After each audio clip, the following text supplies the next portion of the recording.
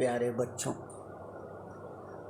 जैसा कि आप कीर्तिका पाठ से उठने वाले प्रश्नों की प्रकृति के संदर्भ में पूरी तरह वाकिफ़ हैं कि इस पाठ से विकल्प आधारित प्रश्न नहीं आते हैं। जो भी प्रश्न आते हैं वो बड़े होते हैं और 3 नंबर के प्रश्न होते हैं। प्यारे बच्चों, पिछले सप्ताह में पाठ की जो व्याख्या की गई है उस व्याख्या को देखते हुए कुछ मूल प्रश्न आपके सामने उपस्थापित होता है। जैसे आपके विचार से भोलानाथ अपने साथियों को देखकर सिसकना क्यों भूल जाते हैं। आप प्रश्न को ध्यान से सुने, क्योंकि अगर प्रश्न को हम समझ जाते हैं तो यह पूरी बात सुनिश्चित हो जाती है कि प्रश्न का उत्तर क्या होगा। अतः मेरी सलाह तो यह है कि जितनी तन्मयता के साथ आप उत्तर लिखते हैं उससे 10 गुना अधिक तन्मयता के साथ प्रश्न पढ़ने का प्रयास करें। प्रश्न में उपस्थापित तथ्यों पर विचार करें और तत्पश्चात उसके उत्तर पर चिंतन और मनन करें। साथ ही साथ उत्तर लिखते समय भाषा की सशक्तता, सरलता एवं समरसता कायम रहे, इसका 100% ध्यान रखना आवश्यक होता है। मैंने आपके सामने जो प्रश्न रखा उसे पुनः सुने। आपके विचार से भोलानाथ अपने साथियों को देखकर सिसकना क्यों भूल जाता है, रोना क्यों भूल जाता है।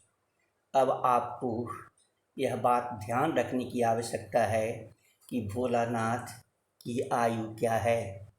भोलानाथ की अवस्था बाल्यावस्था है। बाल्यावस्था में बालक की स्थिति क्या होती है, इसे आपको समझने की ज़रूरत है। क्या जब आप इस पर चिंतन और मनन करते हैं तो यह प्रतीत नहीं होता है कि इस प्रश्न का उत्तर बाल स्वभाव की प्रकृति के अनुसार दिया जाना ही सर्वोत्तम होगा। प्यारे बच्चों, क्या इसका उत्तर इस प्रकार दिया जा सकता है या नहीं? ध्यान से सुने, चिंतन करें, मनन करें। एक बात और है कि साहित्य के प्रश्नों का उत्तर बंधे बंधाए नहीं होते। इसका कोई मानक उत्तर, सर्वोत्तम उत्तर सुनिश्चित नहीं होते हैं। आप अपने बुद्धि, विवेक, विचार, चिंतन, मनन से प्रश्नों के उत्तर को, क्या कह रहा हूँ, साहित्य के प्रश्नों के उत्तर को एक नया आयाम दे सकते हैं। अतः पूरी तरह आपको चिंतन और मनन का पूरा अधिकार है। प्रश्न क्या था? आपके विचार से भोलानाथ अपने साथियों को देखकर सिसकना क्यों भूल जाता है। आप देख रहे हैं, आपके सामने प्रश्न को मैं 3 बार पढ़ा। अगर आपको ज़रूरत पड़े तो कुछ और पढ़ेंगे तथा सोचेंगे। यह जो उत्तर पर मैं अपना विचार दे रहा हूँ यह सर्वोत्तम नहीं है। आप इसमें नए सिरे से विचार कर कुछ नए तथ्यों का अन्वेषण और इजाद करने का पूरा अधिकार रखते हैं। विचार कीजिए, क्या इसका उत्तर यह नहीं हो सकता कि लेखक की माँ बच्चे के छटपटाने पर भी तेल डालकर उसकी मालिश करके चोटी गोद देती थी, फिर नज़र का टीका लगाकर उसके पिता की गोद में दे देती। वह सिसकता हुआ, रोता हुआ गोद में बाहर जाता, परंतु ज्यों ही अपने साथियों को खेलते हुए देखता तो बाल सुलभ चंचल मन उसका खेलने के लिए आतुर हो जाता। वह उतावला हो जाता और पिता की गोद से उतरकर चुप होकर रुआसे स्वरूप को त्याग कर वह खेलने लग जाता और सिसकना भूल जाता था। यह तो उत्तर आप सुने ही हैं, परंतु नए सिरे से उत्तर लिखें। आप इससे भी बेहतर उत्तर लिख सकते हैं, सिर्फ चिंतन और मनन की आवश्यकता है। दूसरा प्रश्न जो आपके CBSE के इस पाठ में भी सुनिश्चित है, उस पर विचार करें। प्रश्न है, आपने देखा होगा, प्रश्न को ध्यान से सुनिए। आपने देखा होगा कि भोलानाथ और उसके साथी जब तब खेलते खाते समय किसी न किसी प्रकार की तुकबंदी करते हैं, नारा लगाते हैं। आप यदि अपने खेलवादी से जुड़ी तुकबंदी यदि याद है तो आप लिखें। देखिए, इस प्रश्न के उत्तर में आप पूरी तरह से स्वतंत्र हैं। आपने भी विभिन्न प्रकार के खेलों को खेला होगा।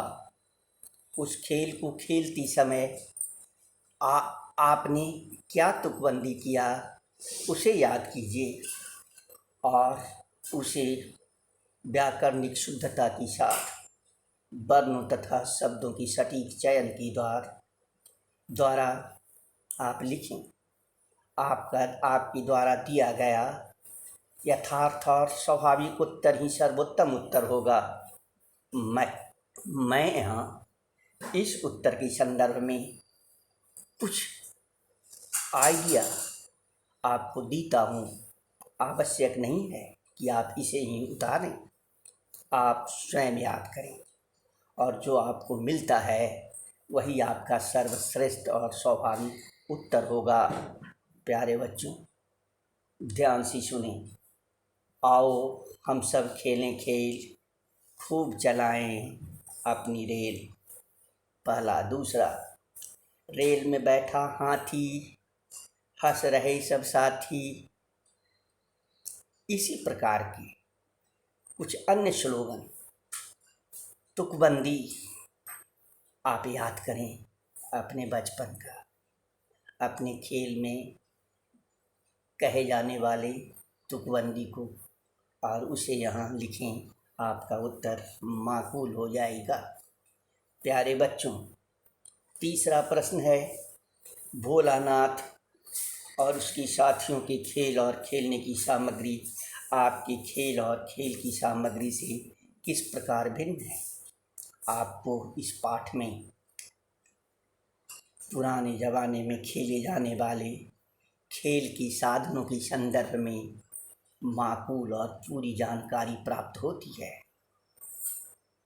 प्रगति के इस दौर में आप विचार करें कि आज के खेल में बच्चे किन किन साधनों का इस्तेमाल करते हैं।